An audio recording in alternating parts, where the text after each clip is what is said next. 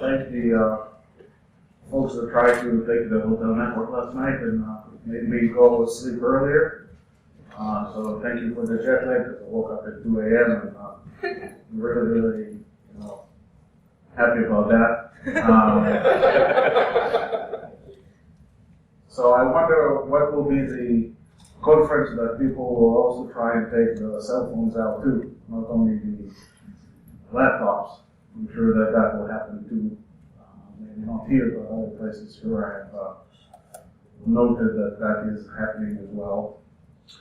When Dylan, talked to me about coming here and talking at the conference, I could have chosen to speak about multiple different things. Throughout my career, I've been doing multiple different things from pen testing to trying and building stuff to last. And I decided to talk about my vision of how I see things go in security rather than this vulnerability or that latest vulnerability. It kind of reminded me, something that had happened to me 10, 12 years back. I woke up one day, from a nightmare. And the nightmare was, wow, maybe we've just solved all the problems in security and we'll all lose all our jobs. It took me 5 minutes and a cup of coffee to understand that it was really not a nightmare, but it was like a funny dream. It seems like security gets more and more complicated as we go, and things that we thought that we have eliminated or long solved are coming back to haunt us. So instead of learning from our experience, we get to do the same type of mistakes all over again. Speaking to Dylan yesterday, we mentioned IoT. The joke is that IoT, in some cases, it's so 1980s. We can do speed of death. We can test the protocol stack. We look at that and ask ourselves, couldn't they just buy a better TCP/IP stack, or just take it from a much more better source? This also holds true for other things. If some of you had looked at voice over IP, then all the folks that came from the traditional telephony thought that they could just imply everything they had done there to voice over IP, and they created some interesting holes back in the day that they created the concepts and the various specs. So I'm here to speak about something, different. And the way that we have, our technology affect security. So I decided to start with an old security model, the castle. How many of you know the castle and how a castle works, the defense, kind of pretty basic, right? So if you're in medieval times, you want to live here, right? It's static defenses, that everything is kind of deployed at your disposal. You have all those cool stuff. And of course, the idea here is to try and focus on defending the king and the treasure, right? And pretty much when you look at the castle and you ask yourself why the castle model had failed at the end of the day, can someone tell me what happened that this became obsolete? Gunpowder. So when technology advancement was made, the security model basically went down with it. Because the last place that we wanted to be happened to be the castle. And that's how the open warfare started. But if you look at the castle model and you try to use it as an analogy to how we do security today, it pretty much fits the bill. We have static defenses. It used to be that the location of the data was critical because we were creating data and we were accessing data only within the perimeter. We have multiple different point products that operate within their own silos, but kind of within their own defenses without collaboration between each other. And literally we deploy everything, but most importantly, we have control which substitute trust, and we also have the binary and static trust model, which you either granted or denied access, and based on that, you basically have the keys to the kingdom. So if you look at the castle, it's pretty much synonymous to the security model that we have today. Okay? You can stop me at any time, ask me what direction I'm going here, but looking at this, our security model also failed. Because there were some forces within technology that basically, deemed it obsolete. We can argue about this all day, one of my favorite topics, but if you look at mobility, collaboration, and BYO, and you think about how we do security, then you understand that something is completely wrong here. Because if in the past, and I've been a CISO in my past, before people came into my room, I could tell them no. I had a, transparent glass door, and some people, I knew what they were trying to ask me, and I would do no through the glass door, and they wouldn't even come through the room. Seriously. That was years and years back. But today, our whole experience changed because the user experience drives changes in the way that we do business. So security is important, but somehow it slid through the where do you apply it? And things like mobility and collaboration, and then followed by BYO, created a situation in which we need to allow anytime, anywhere access to resources, literally from any user and from any device. And that's a given. It's not even something that is being debatable. The other really interesting thing is that when you look at this, you also understand that the attack vectors that one may use in order to potentially harm you now exponentially grew. So it's not about attacking the organization through the traditional means, it's attacking the organization through individuals, and sometimes through other organizations that are doing business with them, or through individuals that just consume services. So suddenly the attack vectors that used to be known and narrow are now coming from everywhere. Think IoT again now and see how much this is going to change the way we do security too.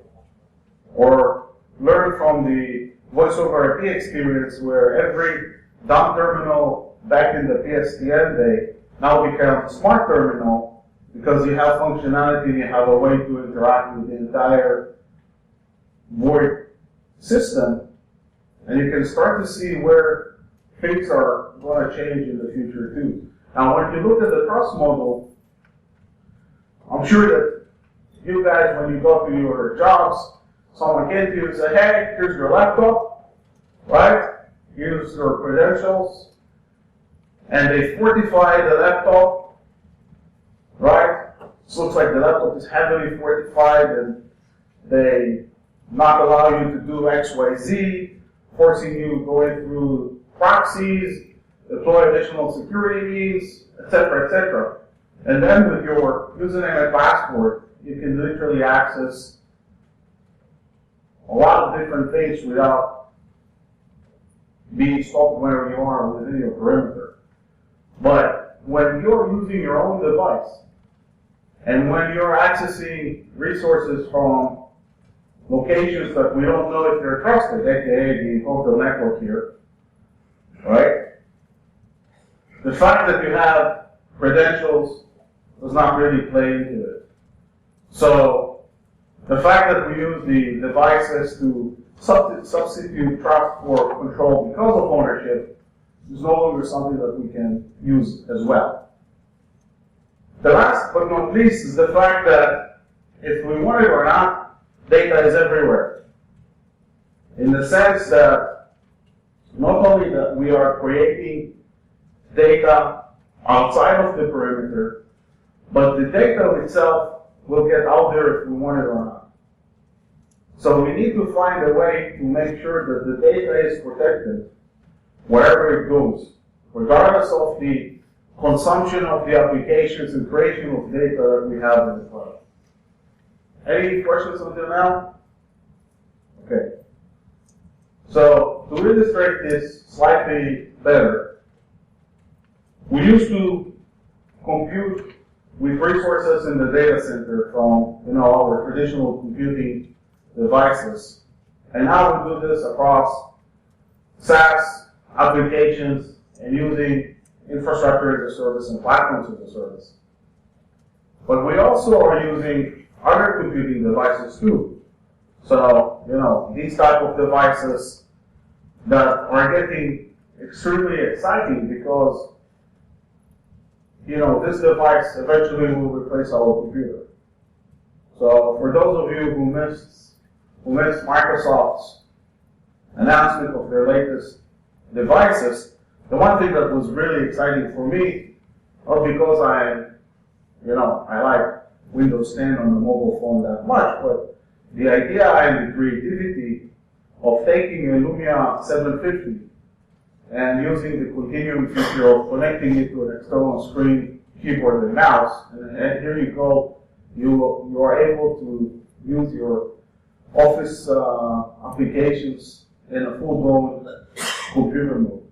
So the devices we knew for traditional computing are now changing to completely different devices and capabilities because of the compute power. And so does our ability to interact. So any of those computing devices can interact with any of those services, applications, and data capabilities wherever they are. It creates an interesting problem for us where we need to make sure that we secure this interaction. So wherever the applications are, wherever the data is created, we need to make sure that that interaction is secure. And if you look at the use cases that you can have here, the use cases are vast. You can't come and say, oh, I have 3, 4 informational paths that I can identify and I just look at them and I'll secure them and it will be over. I tried, believe me. You have multiple different interesting paths for you to consume those services, applications, and data, and also for the data itself to manifest across those clouds. Because a lot of people forget the cloud interactions. So there are multiple ways for the interaction to happen here, which we need to take into account. And also the fact that now it's being, people like to put their numbers around how much percentage of data will be created in the cloud versus in the perimeter. I don't know about you guys, but my data is never created within the perimeter anymore. It's been ages and ages since I created it within the perimeter. But, the folks from some analyst firms estimate that, more than 60% of the data we will create outside of those perimeter walls by 2020. I look at my kids, the kids that don't know what, a real phone is, and their data will never be created in the perimeter, ever. So when they interact with the world, a 5-year-old and a 9-year-old interact with, their iPad with the world, that's the way that they will try and interact when they will be older. with their phones and with their whatever compute device will be there, but they're not going to be looking into the traditional ways of doing this anymore. So this brings us into looking at the new perimeter. So the old perimeter, we know how it looked like, and we know how it was defined. But in my mind, the new perimeter is actually every one of you. Every one of you that is using services, applications, and the data that are being consumed here is a perimeter by itself. It is a perimeter by itself because at the end of the day, it becomes the unit that needs to be secured. And the information that is being consumed by using those applications and services is the information that needs to be protected. So when I look at this, and also look at the transformation that IT is actually would have to go through from managing devices to managing policies, I remind myself of, 17, 18 years back when I started, working in, tech. I've been a Unix system admin, as all good people start from. And I look at today, and we're actually going backwards. We're going backwards to the original definition of what information security is all about. Because if you look at this, we, at the end of the day, need to secure information. Because IT lost control over literally everything. The devices, the users, and even its own infrastructure. But the last thing that IT still has, and our organizations still have, is the information. And this is actually the definition of what information security is all about. So, it took us only nearly 20 years to come back to square one. It doesn't happen too often, but it does. Because if you look at the compute way, if you still remember mainframes, the more knowledgeable people in the crowd, some people will tell you that mainframe reminds them of cloud. And the way they were interacting with the mainframe pretty much reminds them of cloud today. So when I talk to some of our elderlies, back at Intel, they tell me, hey, it's nothing different. It's like you just change the name, but the interaction is the same type of interaction. And that's actually a very interesting thought. So, also from the information security perspective, we're again at square one. So, I used to have a sentence from the metrics here, buckle up, Dorothy, because Chaos is going bye-bye. But I think it's pretty much going back to the places that we all know, but we actually need something slightly different in order for us to be able to manage this risk, because the threat landscape completely changed. What we do today completely changed. The way that we consume information completely changed. I look at you all, and what do you pick up in order to quickly access stuff to pick up your phone? Right? I still remember back in 2000, people talking about, we can buy stuff with our phone. We can use the phone for buying, stuff from vending machines. And you look at them like crazies. Why the hell do I want to use my phone to buy stuff from vending machines? And soon we're not going to use anything other than our phone in interaction in order to buy stuff, as this already started to happen. So all of this,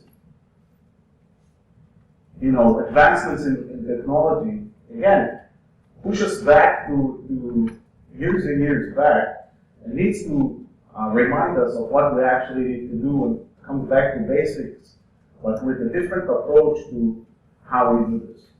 Any questions until now? We're all good?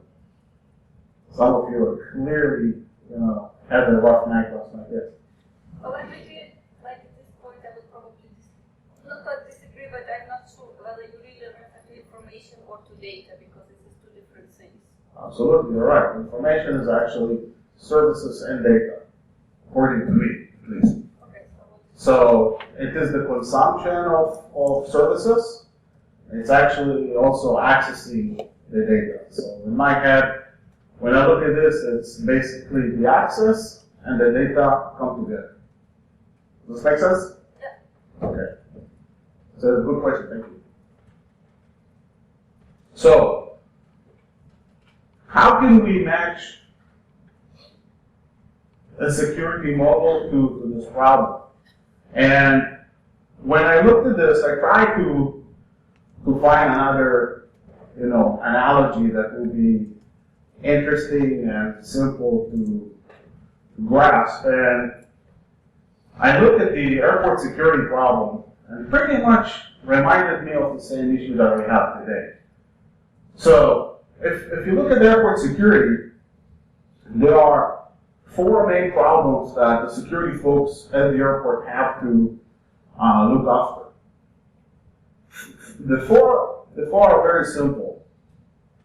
Anyone that goes to the airport and is stopped by security can claim they need to be there. I came to welcome a friend, I need to pick up a package, etc., etc. The other interesting thing is that anyone can actually buy a flight ticket. That's true because the no-fly lists are connected to the airport, not connected to the airlines. The third item is the fact that airport security does not have control over what you pack and where your luggage had been since you packed it. But the fourth one is the most problematic. Airport security cannot open all luggage, so they cannot search everything. So they actually have the anywhere, anytime problem at the airport looking at passengers that needs to board planes. Same type of problem. So how they go about this? And of course, not all airports are alike. Does someone know which airport is this? You can tell? This is my favorite airport of all, my home airport in Israel. How many of you had the pleasure of going through there? Okay, so you'll know exactly what I'm talking about. So it's a unique setup. Okay? And when you look at the perimeter defenses, you need to be nuts to try to go through them. Seriously. Nuts. If you go through Wikipedia and you read about how the airport is defended, good luck. If you decide to do that, if you still pass, the different things that happen between the outer perimeter and the inner perimeter, yeah, maybe you're a MacGyver or something. But the easiest route is actually through the airport entrance. And the airport is actually using layers and layers of security in the perimeter and inside the perimeter to do unique things that are not done in any other airport. And the one unique thing that they're doing is called the human factor method.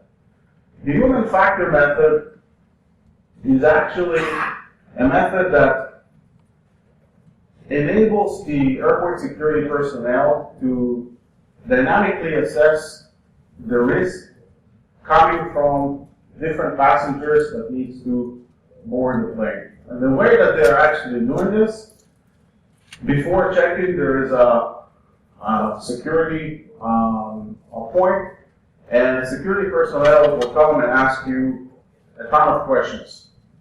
And those questions will be weird, seriously.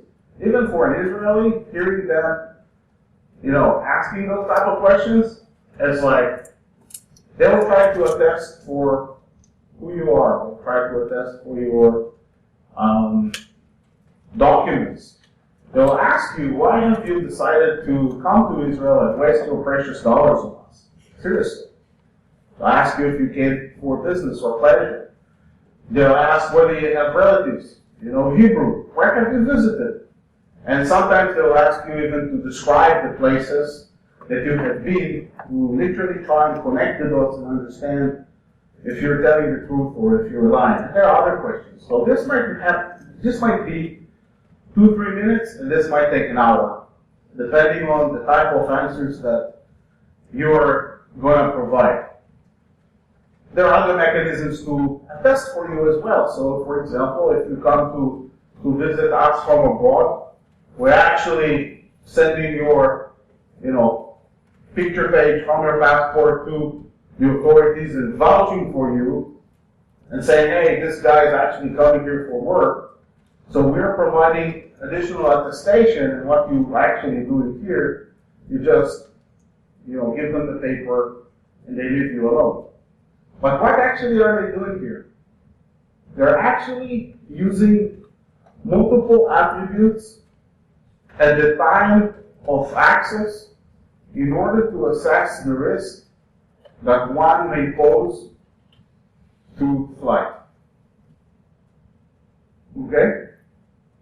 Very simple to understand. Some will say, hey, this is profiling, this is whatever it is. We managed to call the shoe bomber when he arrived to Israel because they're using this both ways, by the way. When you disembark the plane and when you go on the plane.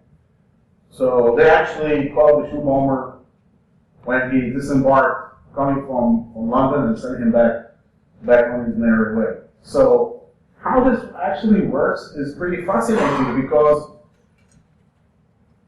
it is very invasive, right? But it is effective. But what if we could use the Israeli security, Israeli airport security way, but with a completely different user experience? How many of you experience this? TSA free? You pay $100 if you want, not to be selected like me. I can't pay the $100, but happy to be TSA free. Coming, you don't need to do anything. You literally know the people. If you pass through the same airports, same people from TSA are there, say hello, you pass through the metal detectors, that's it. What we actually need, we need to combine. We need to combine the, invasive method with a better user experience. So if we are able to assess security at the time of consumption, but have a complete transparent user experience or something that is much like it, then we will win. There's actually a very good example for that. How many of you have iPhones? Okay, usually 90-something%. The fingerprint reader is a hell of a great example of a tech that is literally transparent for you, used for security, right? But you don't think about it when you use it. That's why we get those large bills from Apple when we buy shit at the Apple store, because we don't think about it. Because they have done a tremendous and amazing job at taking a security technology and make it consumable by the masses. And that's a great example to look at that. So, what if we can take the way that we assess security from the airport and we actually can apply it to information security? What if we can take the same type of methodology, but instead of giving you a hell of a worse user experience, we will still be able to assess your risk using context to understand what are the access rights and what are the privileges that you need to get when you are trying to consume information. So, instead of the traditional methods, we need a much more holistic description of this moment you're in, the situation. And you're actually looking at what do I need to have in order to access the resources? And you look at this as a complete picture rather than as isolated items. No longer the way that you identify yourself stands by itself. It needs to be connected with things like the location that you're in, the device you're using, the type of security controls and mechanisms that you may use. Reputation of yourself, your device, the location you're in, and applications you're using, and the services you're consuming. No longer, we will see this coming in my mind very soon because there's no other way of doing this. But you take all of this information on this side of the source and you try to match it on the fly with the destination. What is this information that you're trying to consume? Where it is it sensitive? What is the type of access that you're trying to get? And you try to match them on the fly. So the type of attributes you collect about this whole situation determines the type of access that you are getting. And this allows you literally, as long as you're able to collect those attributes, to request and get access from literally any device. And the way that you authenticate and the way that your security mechanisms are deployed through all those various devices determines the access and the level of authorization that you may also be granted, due to the fact that you're not going to allow anybody to come with any device with zero security and consume top secret information. You may still allow them to bring their own device, but as long as they're using the rightful security mechanisms that are properly provisioned, you will allow them to access the resources. The difference is that you can play with this swing and allow the consumption far more on a wider scale, understanding all of those various attributes and replacing the core security model with something completely different, which takes multiple different attributes that at the end of the day cannot be falsified in order to determine the access that needs to be granted to those resources. Any questions? Yes, ma'am. Reputation. What's the weighting factor you use for that? So I'll give you some examples. Location. Assuming that you are, in a hotel network, right? That's a great example. A famous coffee shop that we're not going to name the brand. Public libraries. You can very easily measure the type of security that those locations offer. So you can determine whether they're using credentials to grant you access, whether they're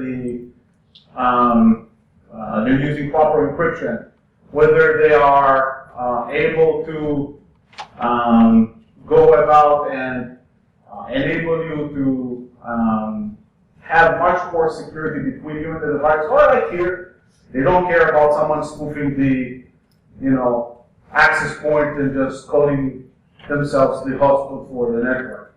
So as long as the security attributes for that wireless location advances such as the reputation, plus you can also measure by crowdsourcing whether you had seen at that location attacks or someone trying to mess with you and what is the frequency.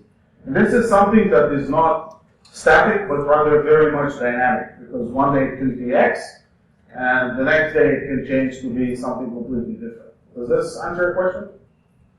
And so this is actually an art, and there are a lot of questions about some of it.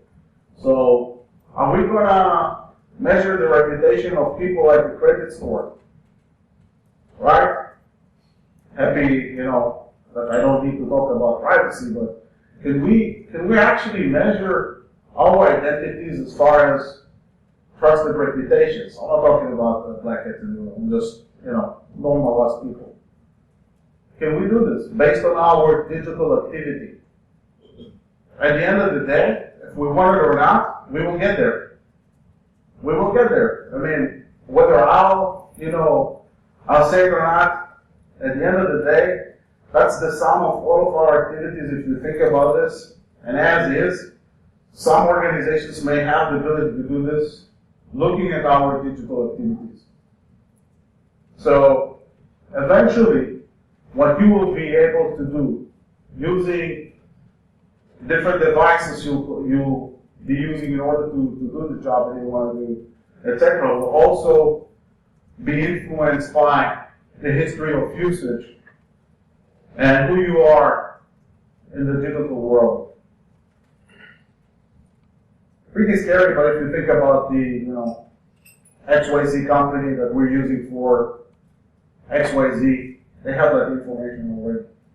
If you are authenticated to their services, they know basically everything about what you're doing as is on this. Nothing, new to this crowd. Okay, any other questions? Yes.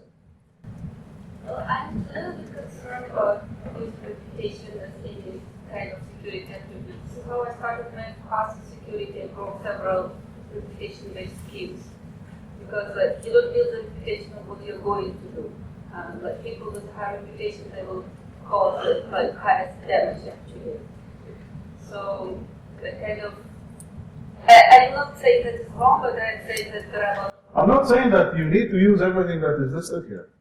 This is, again, a visionary look at the world. So you may say, some organization, by the way, may come and say, you know what? When I look at location, for me it's great to say, don't come from an embargo country. That's good for me. That's my stuff. Some will come and say, if you're not from Wisconsin, don't access my services. Why? I don't know. That's their policy. Who cares? It's their problem. Some will say, I don't care about this. And some will say, yeah, I do care about this. And some will come and invent their own list of other attributes that are of their interest and for their usage. So there's no right and wrong here. The concept is that we're moving from, here's my username and password and maybe my certificate, and now I have the key to go and do what I want to. Oh, let's stop for a second. Let's really assess automatically the situation which I'm in. I want a knowledgeable system. Like actually, I had been notified by some of my tools here that, someone is playing with the router last night. And yes, the certificates are not the right certificates, but someone decided that his certificates are better than whatever I was accessing. Awesome, fine. But I need the expert system to tell me. And that's actually part of the problem that we have with security today, because we don't have that expert system telling my mother-in-law, God knows how much I love her, not to click on the dancing kitties, and then complaining that the computer doesn't work anymore. So that's part of the issues that we're actually having. So if we can embed this within the core ways that we compute, and we can start looking at some attestation around this, that will change the way that we're actually doing, security in this new brave compute world, rather than looking back at stuff that we know that we cannot, rely on anymore. And this will take, its own course, because on every new perimeter that is you and your devices, this will allow us to actually introduce security in a completely different way and actually allow you to do what you want. What you want is use your device in order to get your job done, right? You want to pick up whatever device is best for you, so you will feel comfortable enough to do what you want to do, right? That's actually the problem of security, because people are not listening in the security world. They're not listening to the consumers. The consumers are saying, I want a user experience which is as transparent as possible. And it's kind of funny because they're saying, I don't want to know that there is security there. Right? It's not us that we need to worry from. Yeah, you guys will put whatever password and other means and 2 factors and some other stuff. No problem. We've been doing this for many, many years since the first RM/-RF incident anyone here suffered from when they were teenagers. But in that sense, we know the outer world, but the masses don't. So if we listen to what they want to do, they want security, they don't want to feel it, but they want to walk with it, and they want to use it in a complete transparent manner. They want to know that it's there, and then we will win. But if we'll continue to hit the wall over the user experience angle, nothing that we will do, PKI, will, be able to actually achieve what needs to be achieved. So we're able to do this type of things today and enable that experience without, getting our users to lose their hair and go crazy. And when you look at the world now, with any type of compute, the services and data that are being consumed from different cloud services, and think how this can be applicable to those, then you'll understand that they will be applicable 100% to any scenario, whether your service, applications, or data reside wherever they feel like. Of course, there are other parts here that, would mandate another 4 hours of discussion, but these are the concepts that I believe will be important to secure the world of today and tomorrow. Any questions? Yes. On one of the previous slides, you had the security attributes of information. I would say that those are security attributes of data. But especially in the Internet of Things, basically in any set of physical application, but also it's relevant to the airport security. We also have to verify that people don't talk often about security property of data, which is trustworthiness or veracity. So, for example, like in the set of physical world, whenever we have sensors, the data originated in the physical world. So if you will influence the way how the data is captured, and then so basically IT, that is integrity and availability. So if the data is already wrong when it is fed into the infrastructure, then the wrong data is securely transmitted to the destination, and actually your information will be already wrong because the data, the original data was already wrong. And it's also relevant to the airport security. The agent, basically the human, communicating false information, then you will extract false, Great question. So, for example, I actually did a study about this when I had the analogy. I studied what the hell they're doing next in airport security. It's actually fascinating. So, what they want to do, it's scary as shit, but still it's interesting. They want to completely remove the people from the airport. And they want to put you in front of a machine that will be able to measure your face and the different way that your face reacts to the questions that were presented. And by that, they will be able to automatically, and in 99.99%, identify if you're lying, if you're nervous, and if there's a problem with you. So use biometrics, something that actually works. I actually see it. I had to study and use the right analogy in order to make sure that in 99.99% of the cases, the information that you're providing will not be falsified. Now, when we say, hey, user identity, I'm not saying, hey, just provide me your credentials and you're all great. No, there are levels here that can be applied. So, username, password, additional certificate, biometrics, stuff that is attested, etc. There are levels of